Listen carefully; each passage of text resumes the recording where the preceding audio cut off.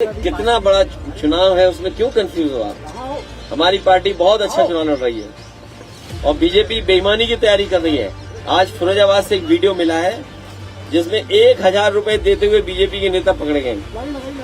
तो सोचिए, अगर 1000 रुपए में वोट खरीदेंगे तो बीजेपी की क्या तैयारी है।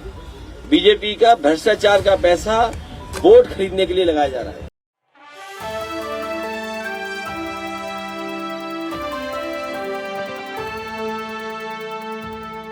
अब देखिए, लखनऊ में अखिलेश यादव ने मेट्रो का दौरा किया, रिवर फ्रंट का दौरा किया और योगी आदित्यनाथ की सरकार पर काफी बरसे। योगी आदित्यनाथ ने पिछले, अब कह सकते हैं कि 7 सालों में उत्तर प्रदेश में क्या विकास नहीं किया है जो कि समाजवादी पार्टी ने अपने कार्यकाल में कर लिया था। तो उस पर देखिए, अखिलेश यादव ने काफी कुछ हमला बोला है योगी आदित्यनाथ की सरकार पर और योगी के मंत्रियों पर क्या कुछ बोला है, सुनिए अखिलेश यादव की जुबानी।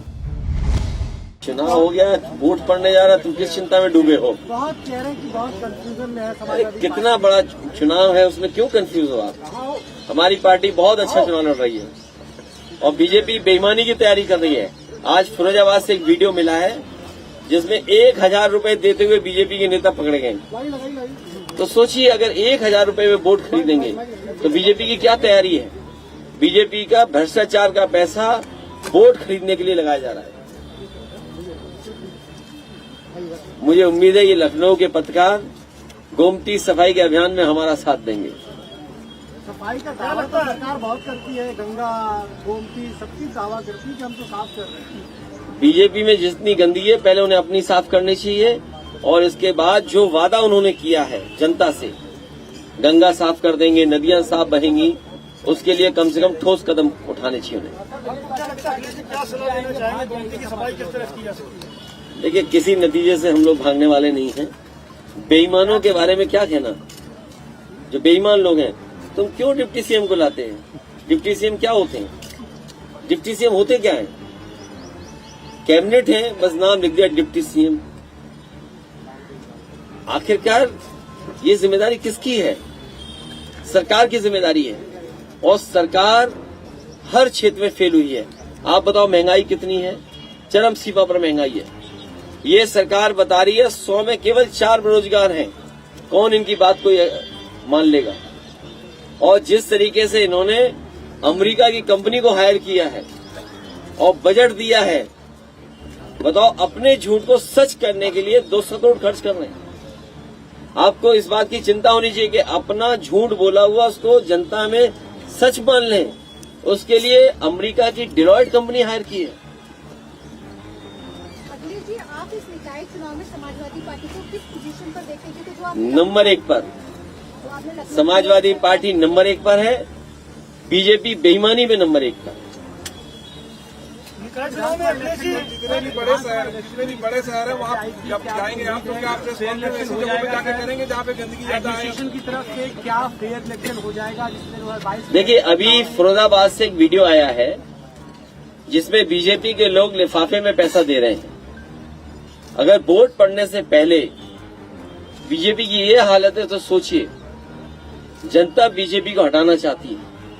लेकिन जिस तरीके से पूर्व में देखा गया है, शासन, प्रशासन, पैसा सब कुछ लगा करके भारतीय जनता पार्टी काम करती है।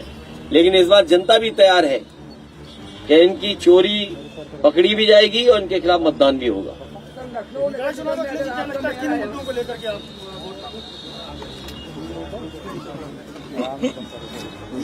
ये शाहजहांपुर में जो किया, आपने कहा कि इनके पास कैंडिडेट नहीं है, ये उनका दिवालियापन है। भारतीय जनता पार्टी के कार्यकर्ता खुद दुखी हैं शाहजहांपुर के, और शाहजहांपुर के भारतीय जनता पार्टी के ही कार्यकर्ता, नेता हो सकता है भारतीय जनता पार्टी के खिलाफ मतदान कर दें। सर, लखनऊ नगर निगम में अगर मेयर है तो पहली प्राथमिकता क्या होगी? मेयर बनने के बाद लखनऊ को सुंदर, अच्छा और साफ सुथरा बनाने का प्रयास होगा और आने वाले समय में सरकार समाजवादियों की होगी। तो जिस तरीके से वर्ल्ड क्लास सिटीज में सुविधाएं होती हैं और समाजवादियों ने कोशिश की है कि लखनऊ में सबसे बेहतरीन सुविधाएं हों। आप मेट्रो देख लीजिए, कैंसर इंस्टीट्यूट हॉस्पिटल देख लीजिए, एकाना स्टेडियम देख लीजिए, पूरी दुनिया मैच देख रही है। ये रिवर फ्रंट देख लीजिए आप, जब लैपटॉप बटा था उस समय का देख लीजिए, डायल 100 बिल्डिंग देख लीजिए। मंडी के लिए हम लोगों ने किसानों को सुविधा दी थी, किसान बाजार, वो भी इन्होंने बेच दिया। JPNIC भी बेचने जा रहे हैं। इस शहर में पार्क दिए, लोहिया पार्क नेताजी ने दिया, जनरेशन मिस्ट पार्क समाजवादियों ने दिया, साइकिल ट्रैक दिए, सुंदर पेड़ लगाए और ऐसे पेड़ लगाए जिसमें समय समय पर फ्लावरिंग करें। तो ये सुविधाएं शहर को दी हैं। फ्री ई रिक्शा बांटे थी। इसलिए मैं कहना चाहता हूं और जानबूझ करके लखनऊ के लोगों को संदेश देने के लिए, पूरे उत्तर प्रदेश के लोगों को ये बताने के लिए कि शहरों से लेकर के गांव तक अगर किसी ने विकास किया तो समाजवादियों ने विकास करके दिखाया। और जो भी काम समाजवादियों ने किया वो वर्ल्ड क्लास किया। चाहे आप आलमबाग का जो बस स्टैंड है वो देख लीजिए, मेट्रो के स्टेशन देख लीजिए। मेट्रो के स्टेशन पे जो कैफे या बेकरी या और सुविधाएं दी है वर्ल्ड क्लास है। बाथरूम वर्ल्ड क्लास है। Agra Lucknow expressway world class है। रिवर फ्रंट वर्ल्ड क्लास है। आप यहाँ से पूछते चलो, हम नाम पेड़ों के बताते चलेंगे। और हमारे मुख्यमंत्री और सरकार के लोगों से पूछो तो पहले ही पेड़ में फेल हो जाएंगे वो। सर आपका जिनसे मुकाबला है, उनके पास पैसा है, पावर है, लोग उनके साथ ज्यादा, देश की सबसे बड़ी पार्टी, लेकिन उनके खिलाफ देश की क्या दुनिया की सबसे बड़ी पार्टी है। और सोचिए, दुनिया की सबसे बड़ी पार्टी और उन पर प्रत्याशी नहीं, हमारा प्रत्याशी ले लिया उन्होंने। जीतने वाला होगा मुकाबला कैसे करेंगे जब इतना बड़ा वो पहला मेयर होती है। सर आप अक्सर कहते हैं कि पढ़े लिखे लोग अगर क्रिमिनल हो जाएंगे तो लोकतंत्र नहीं बचेगा। लखनऊ में पढ़ा लिखा पे प्रत्याशी, मुझे उम्मीद है इस बार लखनऊ के और लोग, लखनऊ की संस्कृति, लखनऊ का जो ट्रेडिशन रहा है, लखनऊ की जो परंपराएं हैं उसके तहत मतदान करेंगे। एक बार भाईचारा को, गंगा जमनी तहजीब को, मिली जुली संस्कृति को मतदान करके समाजवादी पार्टी की प्रत्याशी को जिताएंगे। सर एक सवाल है, अभी मुख्यमंत्री प्रतापगढ़ में थे, उसके बाद वो बनारस गए। प्रतापगढ़ में उन्होंने कहा कि अब युवा तमंचा नहीं बल्कि टैबलेट लेके चलता। तो बनारस में उन्होंने कहा कि काशी को अब गंदगी की वजह से नहीं, टेंट सिटी की वजह से। देखिए, मुख्यमंत्री तो इतने बुद्धिमान हैं, उनसे अगर सॉलिड वेस्ट मैनेजमेंट की बात करें तो कहेंगे तमंचा। उनसे कहो कि रिवर फ्रंट में जो पानी गंदा बह रहा है तो कहेंगे तमंचा। वो कहेंगे कुकरेल के नाले पर इतनी गंदगी है, इतना बदबू भरा पानी है कि लोग खड़े नहीं हो सकते, वो कहेंगे तमंचा। समाजवादी लोग कहेंगे हम लोगों ने लैपटॉप बांटे, वो कहेंगे तमंचा। तो ये भाषा तमंचा की है। और मैंने पहले भी कहा, ओल्ड हैबिट डाई हार्ड। जो आदतें हैं कभी सुधरती नहीं, तो उनको तमंचा की संस्कृति पता है, इसलिए तमंचा की बातें कर रहे हैं। और फिर बनारस क्यूटो, अरे गूगल करो, क्यूटो दिखाई देगा आपको, लेकिन आप बनारस में जाओगे तो सांड दिखाई देंगे आपको, गलियां खराब दिखाई देंगी। जो विकास समाजवादियों ने किया था उसके आगे नहीं दिखाई दे रहा। वहां भी रिवर फ्रंट गोमती जैसा वर्णा नदी के लिए बनाया था, और वर्णा नदी भी बनारस में बहती साफ सुथरी, कोई भी नाला उसके अंदर नहीं जाता। उसका भी काम अगर रोका है तो भारतीय जनता पार्टी ने रोका है। और मैं दावे के साथ कह सकता हूं कि जो मेट्रो का काम DPR समाजवादियों ने बनाया था वाराणसी के लिए, उस वाराणसी में प्रधानमंत्री जी की कॉन्स्टिट्यूंसी पे अगर मेट्रो किसी ने रोकी है तो उत्तर प्रदेश के मुख्यमंत्री ने रोकी है, क्योंकि वो अपने यहाँ नहीं बनाना चाहते। गोरखपुर में गया था, और मैं अभी भी कहता हूँ, आप साथी रहोगे गवाह कि इस बार जब बारिश होगी तो लोग मेट्रो पे नहीं चलेंगे, लोग मेट्रो की जगह नाव में अपनी गलियों से निकलेंगे। ये अर्बन ट्रांसफॉर्मेशन की बात बीजेपी कर रही है। ये क्या होता है अर्बन ट्रांसफॉर्मेशन? कह रहे हैं कि ट्रिपल क्या होगा अर्बन ट्रांसफॉर्मेशन? मुझे कोई समझाए कि अर्बन ट्रांसफॉर्मेशन क्या होगा। क्या शहरों में सांड घूमना अर्बन ट्रांसफॉर्मेशन होगा? कूड़ों का ढेर क्या ट्रांसफॉर्मेशन होगा? और फिर स्मार्ट सिटी का क्या हुआ? अगर अर्बन ट्रांसफॉर्मेशन कोई नई डेफिनेशन है तो बताइए स्मार्ट सिटी की डेफिनेशन क्या थी? आप स्मार्ट सिटी किसको कहेंगे? आज चरम सीमा पर महंगाई है, चरम सीमा पर बेरोजगारी है, क्या जवाब है भारतीय जनता पार्टी के पास? शहर के लोग बिजली का बिल ज्यादा दे रहे हैं, मुख्यमंत्री जी ने एक बिजली का कारखाना नहीं लगाया। अगर एक बिजली का कारखाना लगाया हो तो बता दो हमें। हमने तो कितनी बार कहा 3x660 super critical thermal plant, अगर मुख्यमंत्री जी के मुंह से एक बार सुना हो तो बता दो। वो ट्रिपल इंजन की सरकार कह रहे हैं, निकाय चुनाव को बता रहे हैं कि अगर यहाँ भी सरकार होगी। अभी आपने खबर पढ़ी होगी, लखनऊ, गुजरात और गोरखपुर में एक उद्योगपति का छापा पड़ा और एक दिल्ली में छापा पड़ा।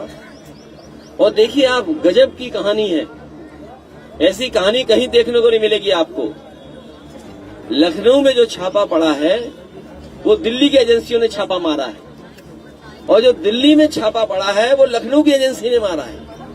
आप सोचिए, दिल्ली इतनी सुरक्षित जगह पर, और जहां प्रधानमंत्री जी रहते हैं, वहां तमाम एजेंसी को नहीं पता था कि कौन रह रहा है, कौन किसके साथ बर्बादी कर रहा है, लूट रहा है। यूपी की एसटीएफ को पता लग गया। सोचिए, यूपी की एसटीएफ को पता लगा, वहां छापा मारा, और इनकम टैक्स को पता लग गया कि गोरखपुर में छापा मारा। तो जो ट्रिपल इंजन की बात कर रहे हो, भूल जाओ ट्रिपल इंजन। ये इंजन एक दूसरे को टक्कर मार रहे हैं, और टक्कर मारते हुए देखा नहीं आपने? अभी तक डीजीपी कार्यकारी हैं। अगर कार्यकारी डीजीपी यूपी में समाजवादी सरकार में होता तो ये सब चैनल रो रहे होते, सब चैनल भड़का रहे होते। तो क्या रीजन है जो डीजीपी ने और अभी तक डीजीपी परमानेंट नहीं, क्या सोच में पड़ गए आप? डीजीपी कार्यकारी, और तुम इंजन की बात कर रहे हो? इंजन टकरा रहे एक दूसरे से, वो दिखाई नहीं दे रहा आपको?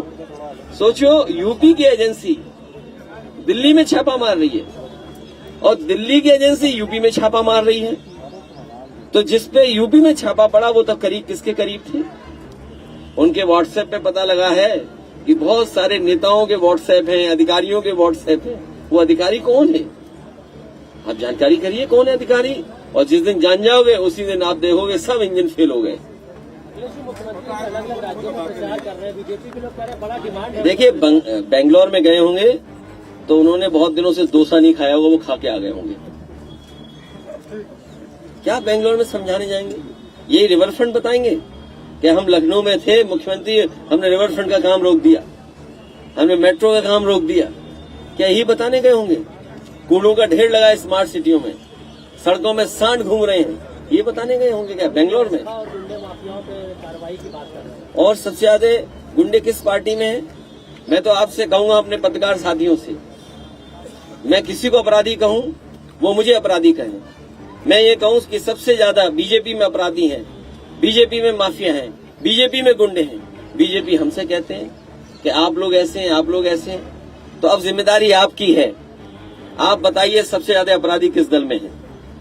ये जिम्मेदारी अब आपकी बनती है।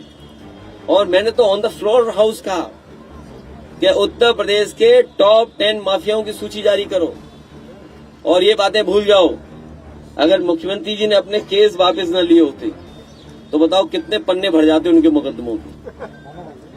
वो सोचा आपने कभी? हमारे पत्रकार साथी कौन कौन से मुकदमे वापस लिए मुख्यमंत्री जी ने? एक बता दो धारा कोई हमें। क्या 307 वापस ली, नहीं ली? क्या दंगों की धाराएं थी वो वापस ली कि नहीं ली? तो इसलिए जो लोग दूसरों को माफिया कह रहे हैं, हम उन्हें माफिया कह रहे हैं। ये अब आपकी जिम्मेदारी है बताने की कि असली माफिया कौन है। सर, ये डीजीपी क्यों नहीं दे पा रहे हैं, क्या वजह है? आप ये तो हमें भी चिंता है आपकी नजर में क्या? और मैं आपको बता दूं, कई काम डीजीपी को पता ही नहीं होते, उनके नीचे काम हो जाते हैं। सोचिए, ऐसा डीजीपी हो सरकार का, उन्हें पता ही नहीं होगा काम क्या हो रहा है नीचे, और काम हो गया। इसलिए पत्रकार साथियों, मैं आपका धन्यवाद देता हूं, इस गोमती के किनारे आप आए। ये वर्ल्ड क्लास रिवर फ्रंट बन रहा था, ये एग्जेम्पलरी काम है, और ये देश दुनिया के लोग देखते हैं कि हाँ, नदी कैसे साफ बह रही है, इसके किनारे पेड़ पौधे हरियाली है, बच्चे खेलते घूमते, परिवार के लोग यहाँ समय गुजारते, बुजुर्ग लोग आकर के यहाँ कुछ समय अपना गुजारते परिवार के साथ। तमाम मंदिर इसके किनारे हैं, पूजा पाठ होता, लोग भजन सुनते, कभी कभी प्रसाद मिल जाता, कभी कभी और भंडारा मिल जाता। ये सब का सत्यानाश अगर किसी ने किया है तो उत्तर प्रदेश की सरकार भारतीय जनता पार्टी ने। तो देखा कैसे आपने अखिलेश यादव ने river front, Gomti river front का देखिए मुद्दा उठाया। मेट्रो का जो विकास समाजवादी पार्टी के कार्यकाल में हुआ था, वो मेट्रो लखनऊ से बाहर क्यों नहीं जा पाई योगी आदित्यनाथ के कार्यकाल में, उसका मुद्दा उठाया। और साथ ही साथ देखिए, भाजपा सरकार ने जो डबल इंजन का मॉडल, जो डबल इंजन की सरकार देखिए भाजपा गुणगाते रहती है, तो उसका फायदा अभी तक जनता को क्यों नहीं मिला? अस्पताल में देखिए गरीब मर रहा है, तो उस पर देखिए काफी कुछ बोला। अब देखने वाली बात है कि आखिरकार जो केपी मौर्य हैं, ब्रिजेश पाठक हैं, योगी आदित्यनाथ हैं, वो इस पर अपनी क्या प्रतिक्रिया देंगे। अगर ये वीडियो आपको अच्छी लगी तो इस वीडियो को लाइक कीजिए, शेयर कीजिए, हमारे चैनल सब्सक्राइब कीजिए। तब तक आप देखते रहिए नेक्स्ट 9 न्यूज़ पॉलिटिकल बाइट।